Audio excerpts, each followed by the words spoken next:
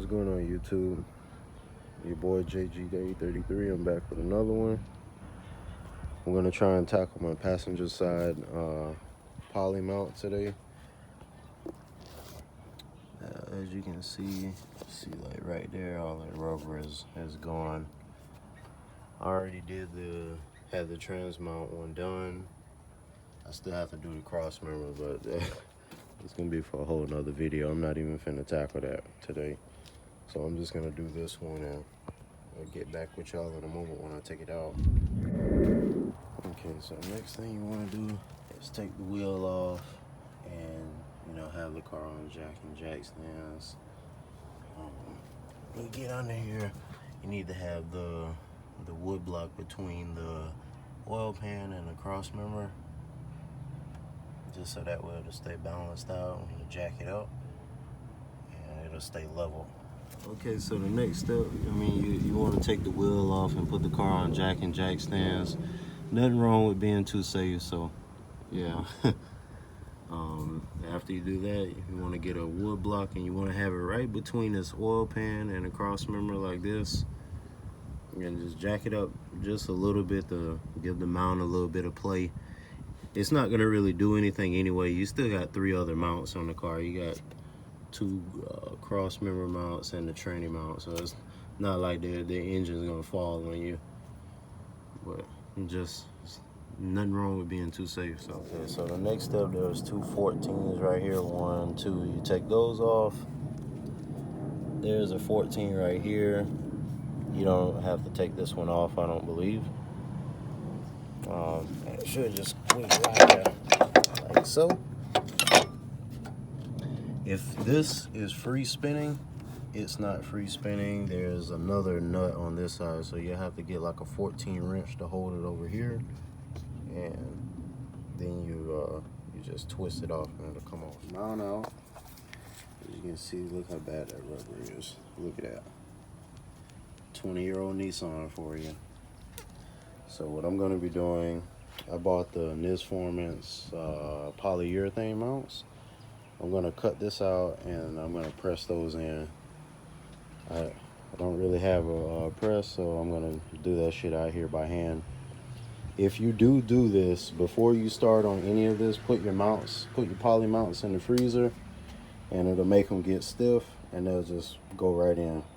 Okay, so for this step, I like to just use an old flathead, or a chisel works too, or a pry bar, a good size hammer and a saw, and I pretty much just make a ring in here just to cut out enough of the rubber. You don't have to cut like all of it out, just get enough where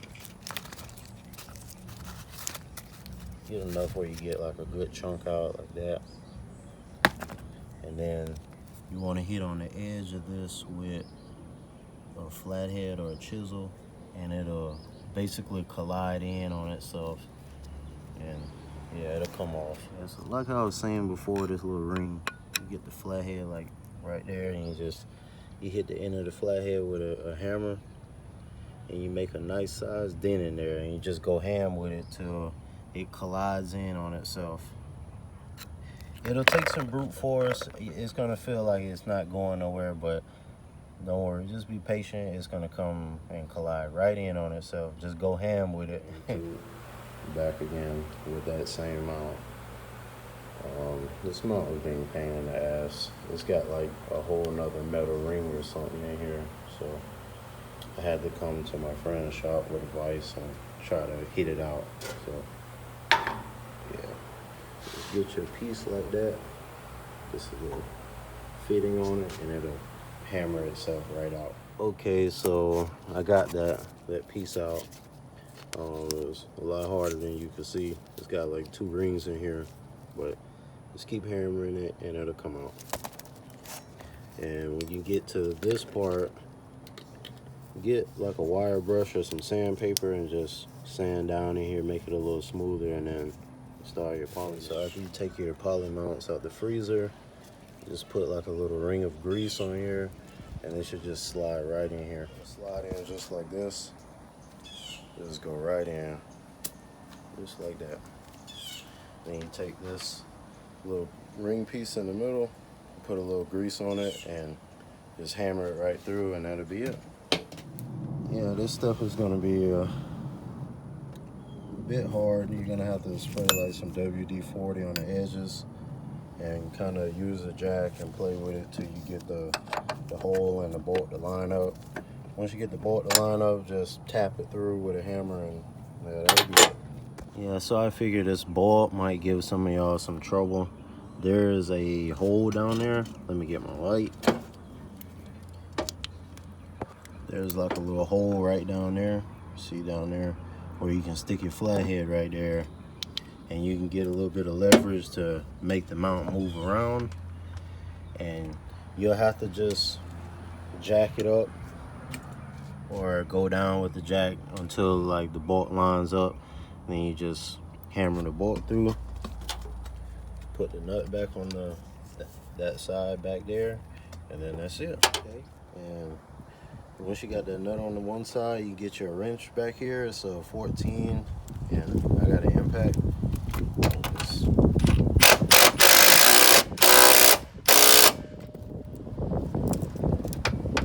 That's that.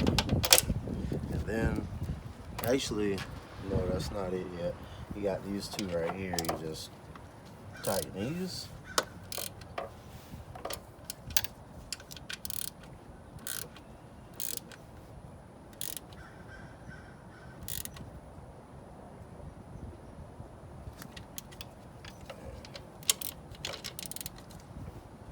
Then there's one last 14 right here on the top.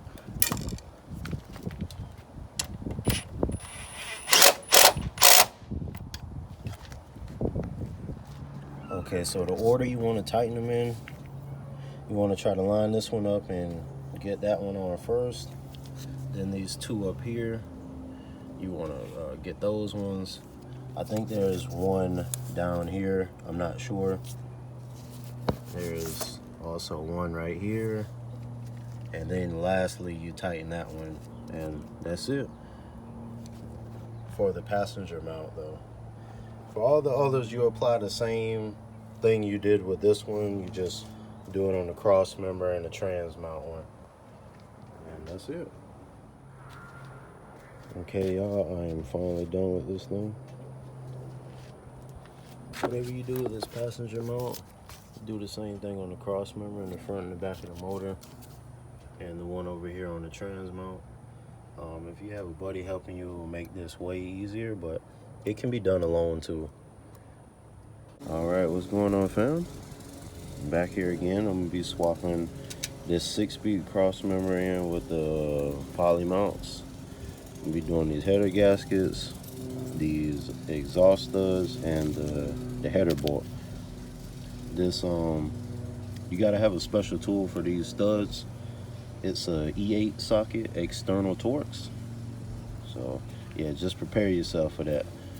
Okay, so when you're underneath the car, all these cross member bolts, I believe, are all 17. So there's two right here on the back, right here where my fingers are. Those are both 17.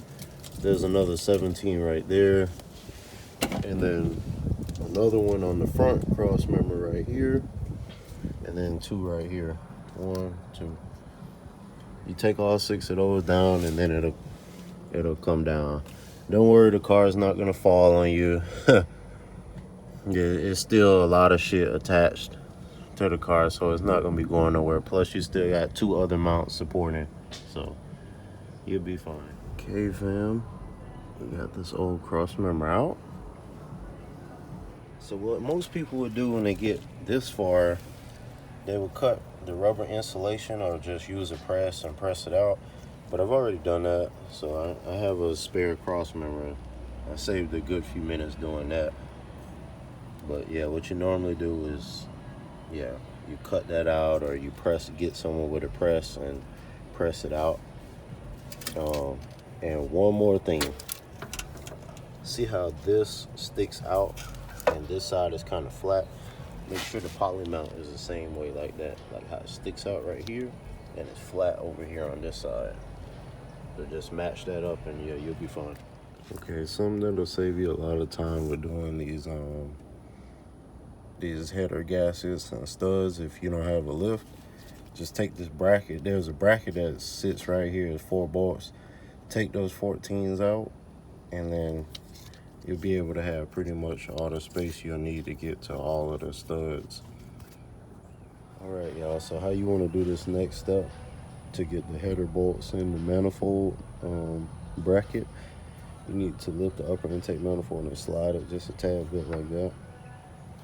Just get some paper towels, cover that up when you do lift it up. But yeah, you take the bolts off in the front, the bias bolt off, take these 2 hose bolts off right here, and take these 2 clips off the harness.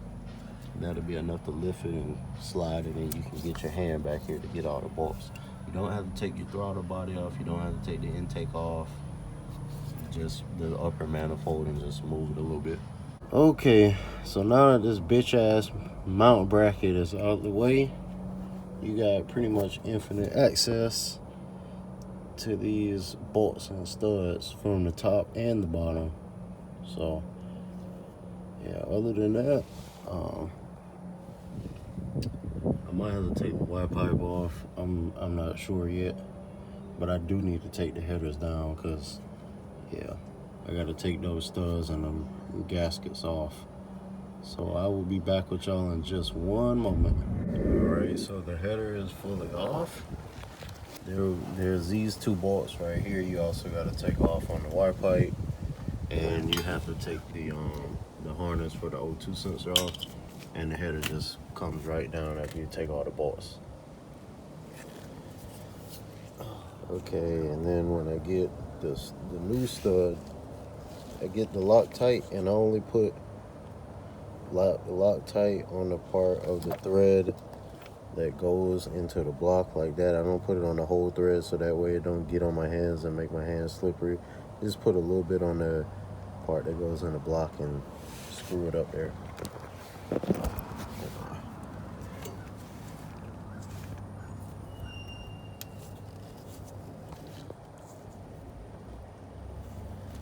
It'll have a focus.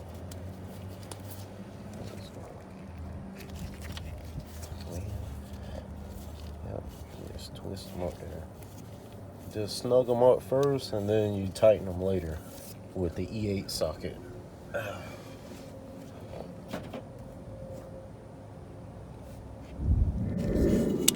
Get your E8 on here, and just until you get it to go on the block.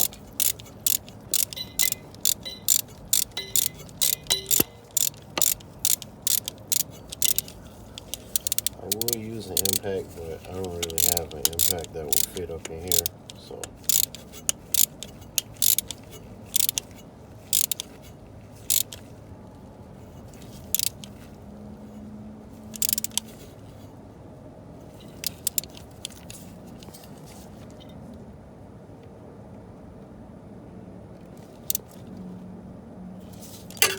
Okay. All right. All the new studs up in here. The head broke on this one right here, but hey, fuck it. If it goes up there, that's all that matters to me. So, on to the rear set. Okay, so I see that this is a big step that's often overlooked on these Maximas, and no one talks about it. So when you're installing these headers, you never want to like put those bolts up there on the manifold tight. You want to actually snug the whole exhaust system first, like putting the Y pipe bolts on, like right back there. You know, put this part on, put those 2 bolts in, and snug all the bolts. When you snug them all, then you come and tighten and torque these, and then do the Y pipe bolts. It's something that gets overlooked often, but I figured I would tell someone so that way they don't make the mistakes that I did. All right, I finished up. Old gaskets out. I had an exhaust leak in here, so new bolts, new studs, new gasket, everything. I meant to film all this stuff up here too, but it started getting dark. Mosquitoes biting my ass and shit, so I can't really go any further today. Plus, I still got the poly mounts and the bracket and all that shit that needs to be cut and grinded. So it's gonna be like a 2-3 day job, bruh. Yo, what up, people? I'm back again with these mount brackets. I'm hella tired still. I just did a gallery gasket job last night at like 3 in the morning. So y'all just bear with me. Sorry if I sound tired, but anyways, yeah, this is the front mount bracket for the Maxima. So when you have OBX headers, they like to hit right here in this area right here sometimes. So what I did, I got an angle grinder and I trimmed the way right here where it hits.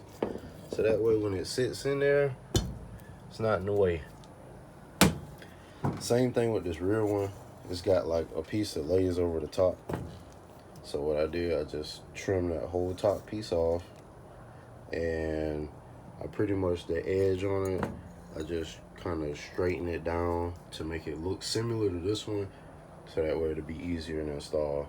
This is the rear one, that one's the front.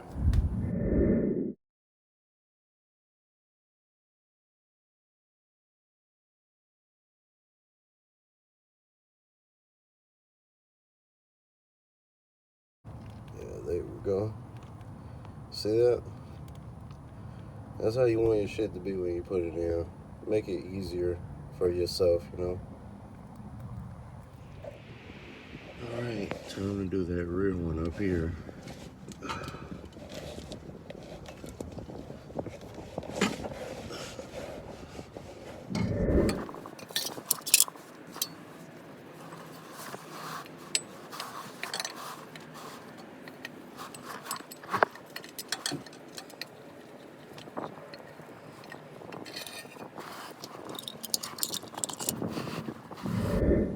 Yeah, this last bolt, man, tough. But I got a trick for that. If you have one, get one of these box head wrenches with a flex head like that. If you don't, buy one, especially if you're a Maxima guy. These things, they help out a lot. Just get it, put it right behind the axle, and it'll reach up there just like that. All right, so when I'm installing polyurethane mounts, whether they're from Nisformance, Energy Suspension, wherever you get them, I like to do 2 mounts at a time. So how I did it, you don't have to do it this way, but this is how I did it.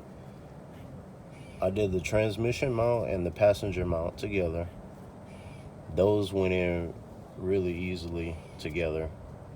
And I left the stock cross member in first. So I did those 2, left the stock cross member. Then when I got done with those, I went down here to do the rear cross member bolts. That one's actually gonna go in pretty easy too.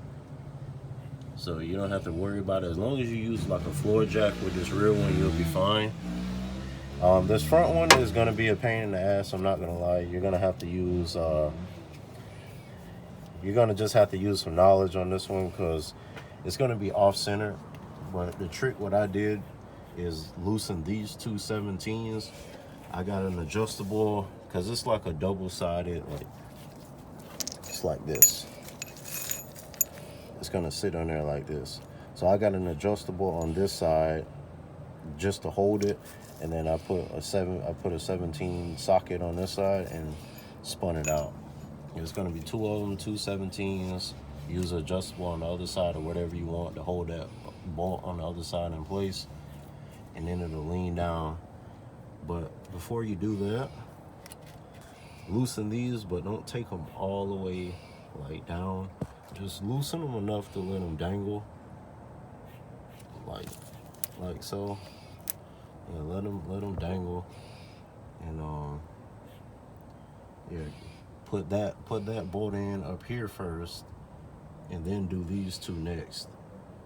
When you tighten those 3 up, then you tighten this one last, and that should be it for you. No more headaches. Okay, fam, I am done with everything. Nisformance mounts in, the header gaskets, bolt studs are in, everything. The car drives a lot better now. No more exhaust leaks. Pulls a lot harder too. So these are probably gonna be the last mods I really do before I either decide on doing a Gen 2 motor or boosting this motor. I haven't decided on that yet. I will soon though. Other than that, man, I really appreciate y'all for, just tuning in, showing love, showing support. Shit never goes unnoticed.